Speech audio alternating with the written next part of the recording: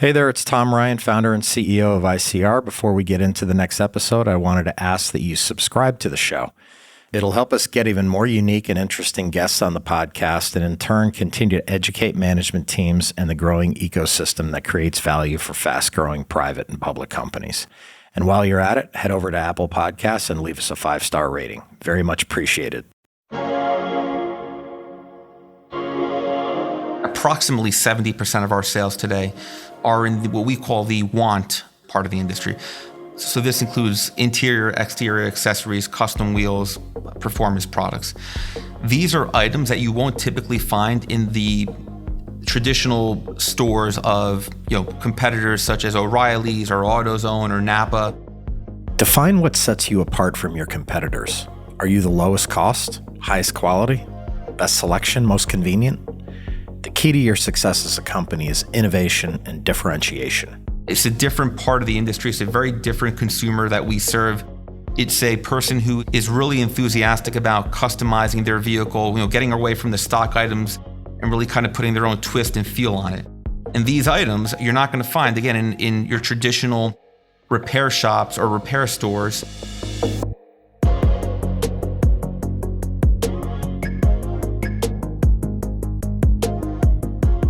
Being a public company can be hard. Small missteps can have outsized consequences. I'm Tom Ryan, founder and CEO of ICR, and over the last 20 years, we've helped thousands of companies understand and navigate the stock market and the media.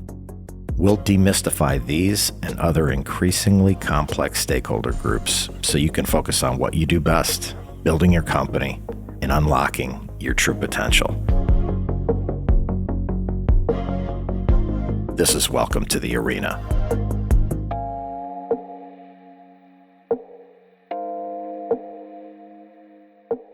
The automotive industry is certainly changing. Shifting consumer behavior, increased demand for sustainability, and a shift towards digital are key themes. For companies that embrace these changes, there's significant opportunities to gain share and grow. Today, I'm joined by Nino Ciappina, CEO of Parts ID. Parts ID is a digital commerce company trading under the symbol ID, and they are responding to evolving consumer needs in aftermarket parts and accessories. Before stepping into the role of CEO, Nino served as the Chief Marketing Officer and later the General Manager at Onyx, the predecessor company of Parts ID. Previously, he served in a variety of digital marketing and eCommerce positions, notably as the Director of Digital Marketing and Customer Acquisition at The Children's Place, VP of eCommerce and Digital Marketing at Firestar Diamond Group, and Senior Director of eCommerce and Digital Marketing at Foot Locker. I spoke with Nino about why the ID brand is unique in the industry, their efforts to expand beyond automotive parts, and how Parts ID is positioned in the current economy. Let's enter the arena with Nino.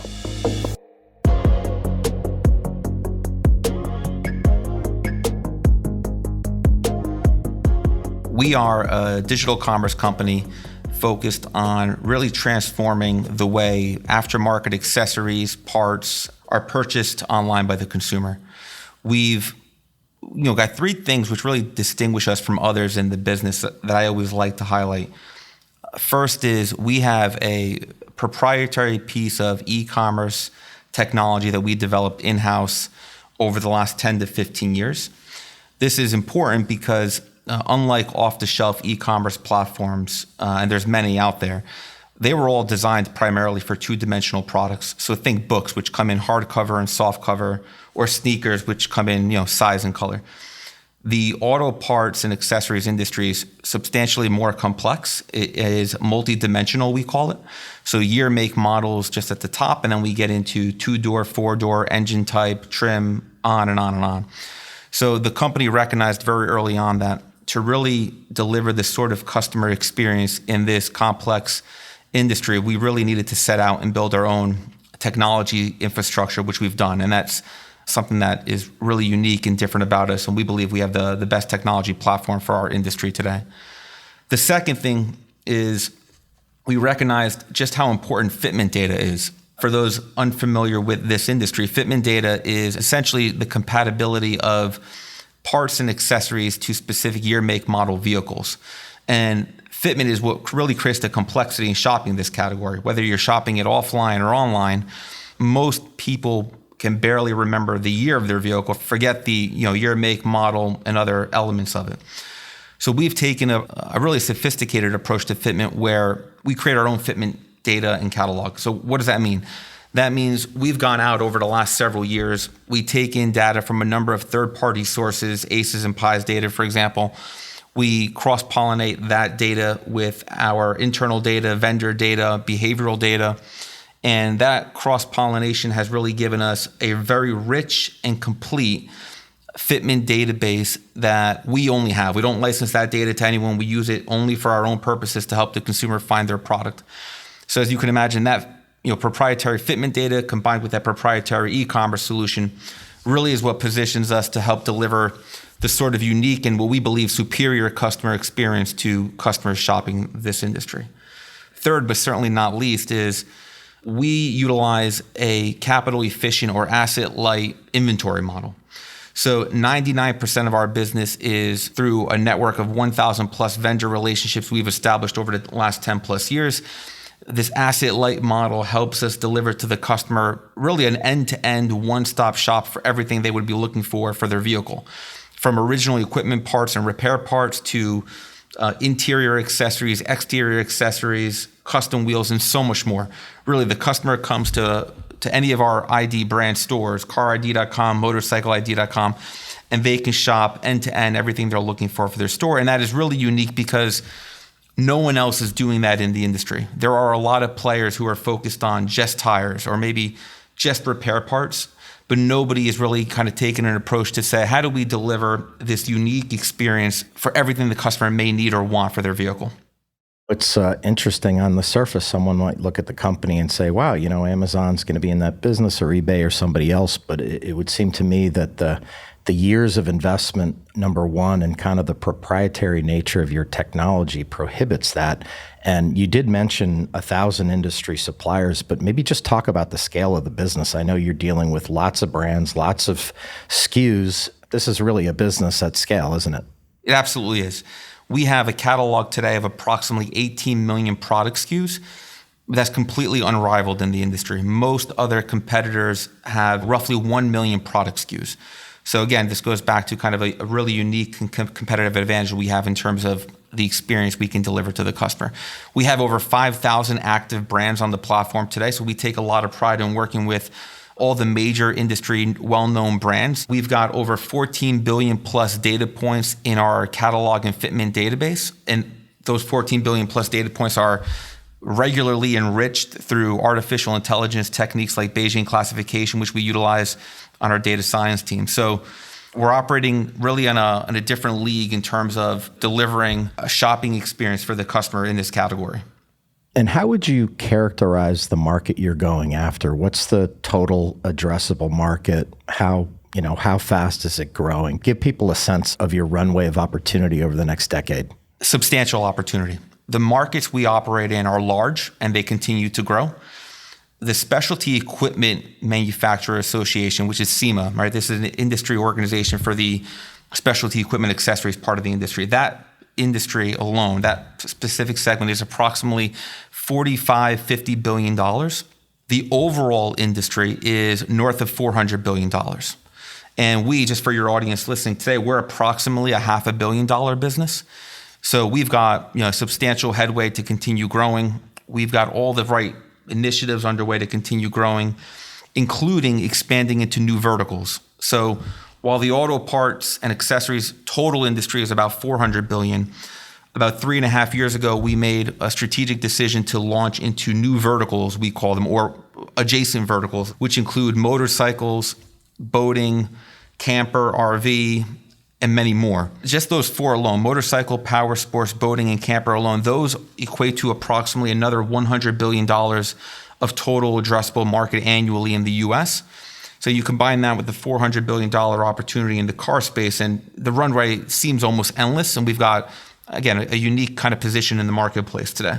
Getting into those new verticals would seem certainly a lot of work and effort and resources, but with your asset-light model and all the investments in technology, I have to think the marginal cost of getting into those businesses is pretty reasonable and the return potentially very significant. Completely. Those 7 adjacent verticals today represent just approximately 10% of our total annual sales. It fluctuates, right, depending on the quarter. But those are still in the early innings, right? Even though they're 3.5 years young, they're very small. We brought on 2 general managers about 7 or 8 months ago to lead boating and camper. We've got some initiatives on the motorcycle side. So we believe those verticals will become a substantially larger part of the organization in the coming years, and we're excited about that opportunity. Why haven't the leading brick and mortar retailers kind of in the automotive aftermarket industry, why haven't they really replicated this or tried to get into it? Are they just way behind and you guys have the first mover advantage? How do you size up the competitive landscape? It's a very different business. It's highly fragmented. So approximately 70% of our sales today are in what we call the want part of the industry, or the aftermarket accessories part of the industry. So this includes interior, exterior accessories, custom wheels, performance products. These are items that you won't typically find in the traditional stores of competitors such as O'Reilly's or AutoZone or Napa. You're not going to find these products. You might find a steering wheel cover, right? You might find some really basic items that you need, but you're not going to go into an O'Reilly's, for example, and find hundreds of different custom wheels to shop from, right? It's a different part of the industry. It's a very different consumer that we serve. It's a person who is really enthusiastic about customizing their vehicle, getting away from the stock items and really kind of putting their own twist and feel on it. And these items you're not going to find, again, in your traditional repair shops or repair stores. And I want to give an example because, over 20 years ago when I got my driver's license, I spent the better part of every Saturday morning leading up to my driver's license date driving up and down a nearby highway up here in New Jersey, popping in and out looking for custom wheels. And if you drive up and down those same highways today that I spent the better part of my 16-year-old summer in, for every 10 that existed 20 years ago, maybe 2 exist today, maybe 1 or 2 exist today. And that is the segment of the industry, which was, regional players, small independent shops that have mostly faded, but it was really conducive to taking it online and digitizing that business. And that's what we've done. First. Second is, and this point gets lost, especially with the investor community. I don't think there's an appreciation for it yet, but there will be, I'm sure, in the coming years as our story gets out there. Fitment for aftermarket accessories is substantially more complex than your run-of-the-mill repair part. The example I typically use is a fuel injector. If your fuel injector on your car goes out and you need another fuel injector, you kind of look up the year, make, model, you order your fuel injector. Easy, right? Fitment data is pretty easy there. But when you're shopping custom wheels or aftermarket off-road bumpers, fitment becomes substantially more complex, and the availability of accurate fitment data in the industry today doesn't fully exist. It really requires a custom approach, which is what we've taken. So while I've asked myself the same question, Tom, is how come many of these big 4 auto parts stores, why did they not get into this industry in the same way? I think there's 2 reasons. I think it doesn't have the same volume that some of the repair parts have. And more importantly, I think it's a complex industry to get in. I think many have attempted to and have given up. And we've succeeded.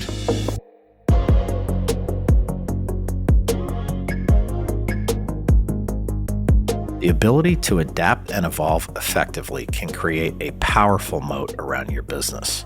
For most publicly traded companies, pivoting while under the spotlight is just too difficult, opening the door to more flexible business models like Parts ID. I asked Nino to dive deeper into what sets the Parts ID brand apart from others and why he considers CarID.com one of the best kept secrets in the automotive aftermarket industry. ID is a special brand, and we've utilized the ID mark to develop these other adjacent verticals. It really does represent more than just our company name. We think about Car ID and the other ID brands as, what is a customer's unique identity?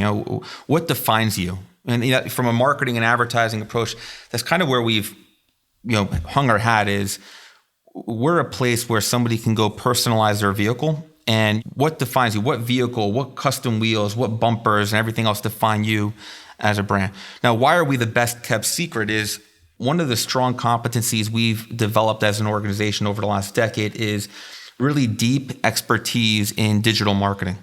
So we have taken a very advertising, productive, performance-based approach to marketing, and it's been successful for us, where we have utilized our comprehensive fitment data to leverage our ability to really be effective at search engine optimization and search engine marketing. So you're not going to see big splashy TV campaigns yet from us. You're not going to see these giant billboards across the country from us.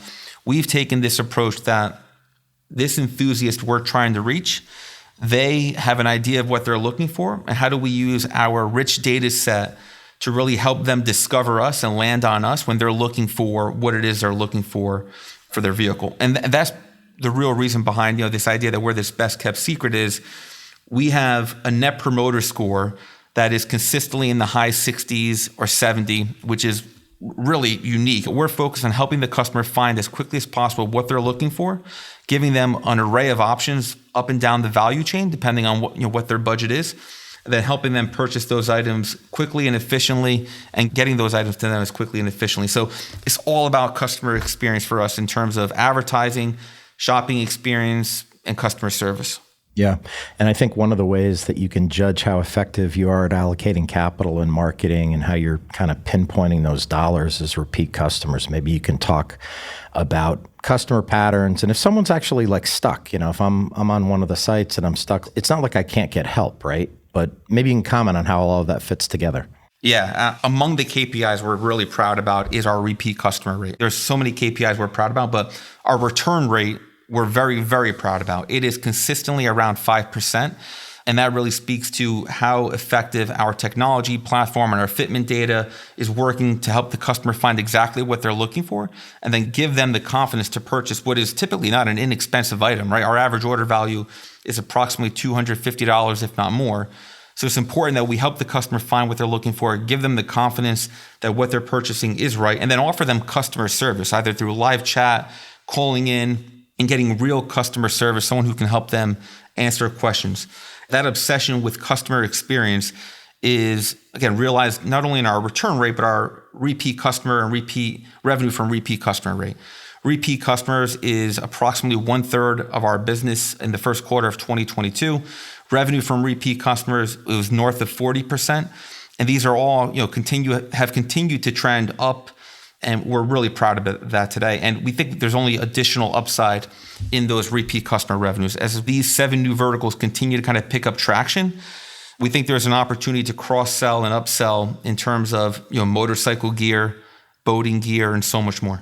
One of the really cool things about the company is if you go to carid.com and you buy a tire, I don't know how to put that on myself, but you have 7,000 or more tire installation locations integrated with that. Are there other opportunities to kind of broaden that pairing between online and offline in the future? Yes. What you're referring to is our tire installation. I call it pilot, but it's now something we tested about 2 years ago with a couple thousand partners in the US. Most recently, we added another 5,000 locations. So we've got over 7,000 locations in the US. Now, what does this mean for the customer? The customer can now visit carid.com. Not only can they purchase tires from us, but now we give them the option to find a local installer near them, right? 7,000 installers we have today. So somebody's going to find someone very close to where they are. So convenience is a big part of it. They can book an appointment with that installer directly on the carid.com site. And we ship those tires directly to the installer. The customer shows up the day of their appointment, and the installer puts on the wheels onto their vehicle. Why is this important? For a number of reasons. One is tires is a big category. We think there's a large opportunity to grow tires in the future. But most people, like you, Tom, are unable to put tires onto their wheel on their driveway, right? They don't have the equipment, the balancing equipment and everything else. So that's one. We want to, again, continue to eliminate friction and improve the overall customer experience. Second is the market we operate in primarily today is the DIY market, right? The do-it-yourself market, and where we've had a lot of success in that market, and we continue to do so. The other large customer segment in the industry is what we refer to as DIFM, or do-it-for-me customer segment. This is the customer segment now that we are focused on attracting next to the ID platform. And to attract that customer, we are now looking at opportunities like tire installation and giving the customer the opportunity to buy products from us, but also give them the convenience of having items installed through a local installer.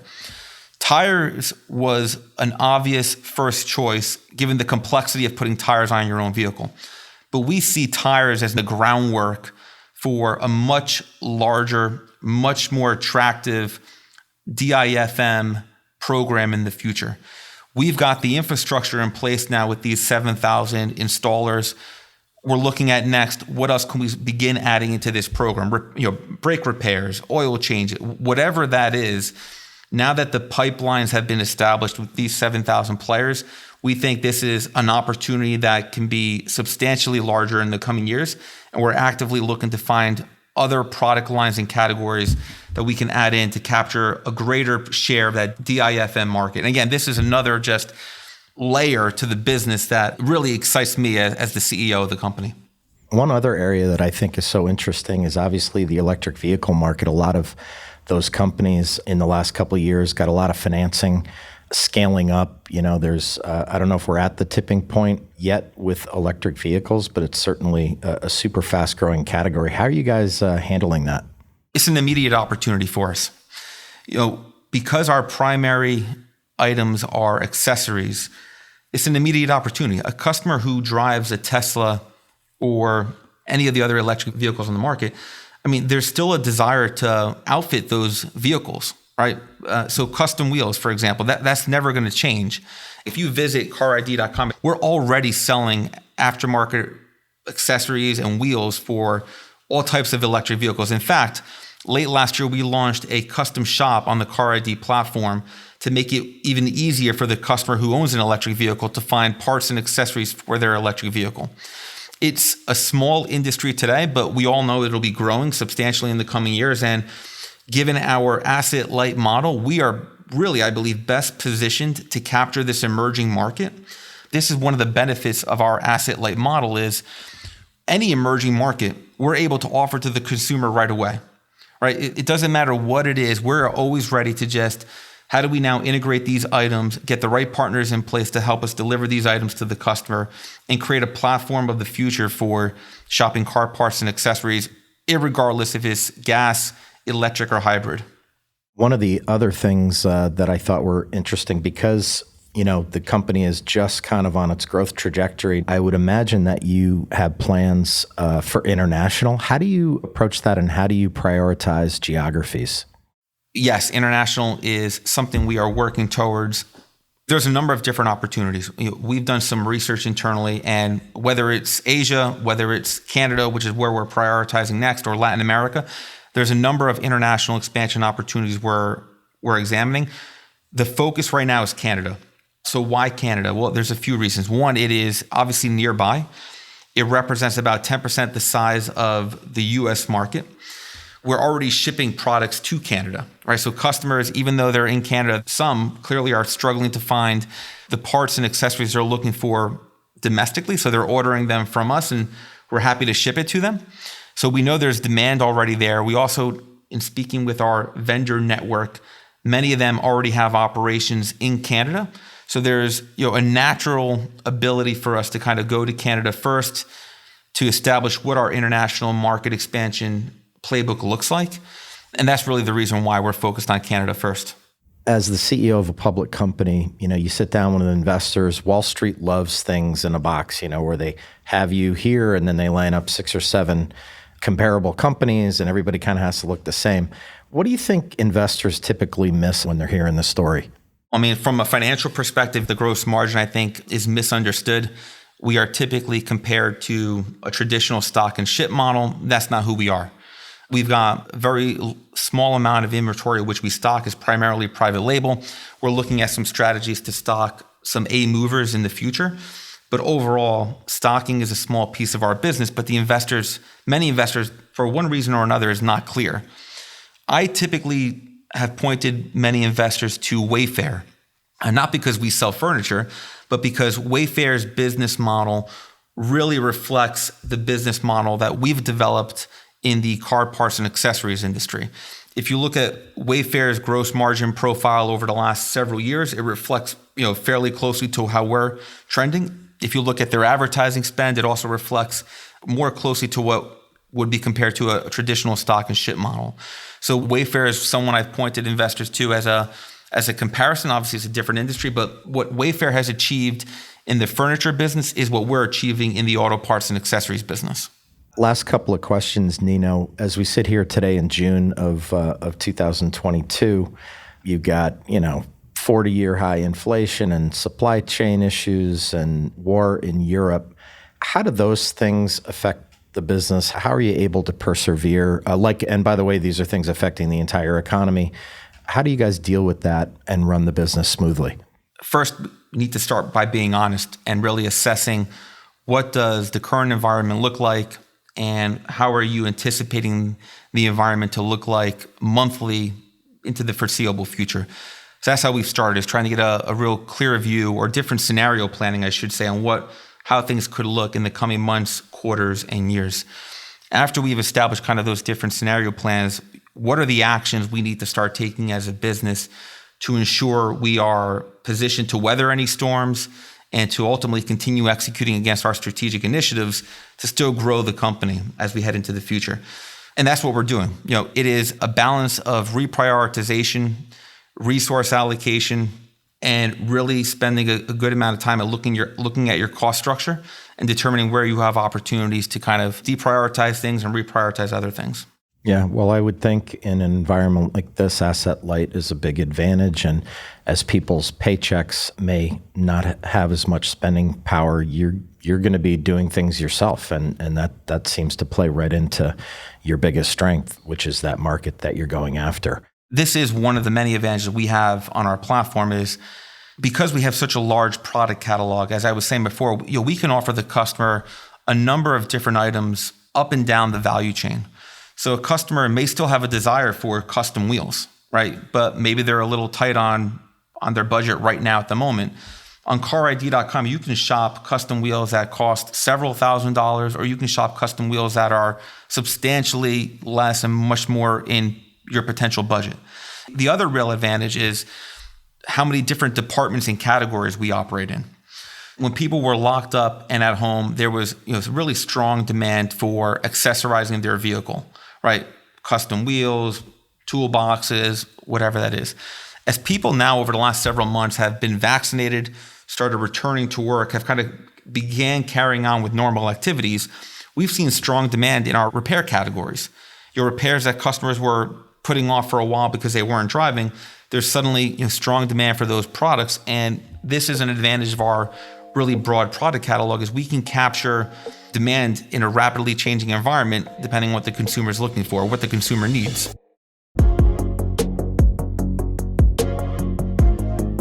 In the era of Amazon, convenience is king. Customers expect to be able to buy what they want, where and when they want it, and they're losing patience for anything less.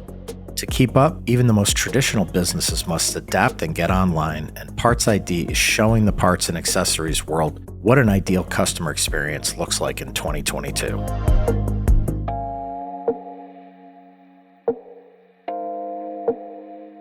At Welcome to the Arena, we're working really hard to bring you exciting guests and great content. If you found this episode insightful, subscribe to the show on your podcast app and leave us a 5-star rating.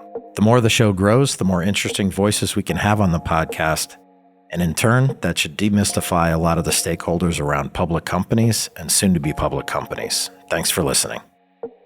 A big thank you to Nino. It was great having him on the show to talk about how Parts ID is changing the industry. Their proprietary technology is creating a better experience for customers, and their asset-light model allows for rapid expansion. That all translates into more value for stakeholders. We wish them the best of luck as they continue to grow, and we'll see you next time back in the arena. References to specific stocks are not intended to be recommendations for specific trading behavior. Comments presented on this podcast are intended for informational and educational purposes only, and do not represent opinions or recommendations on whether to buy, sell, or hold shares of a particular stock. All investors are advised to conduct their own independent research into individual stocks before making a trading decision. In addition, investors are advised that past stock performance is no guarantee of future price performance.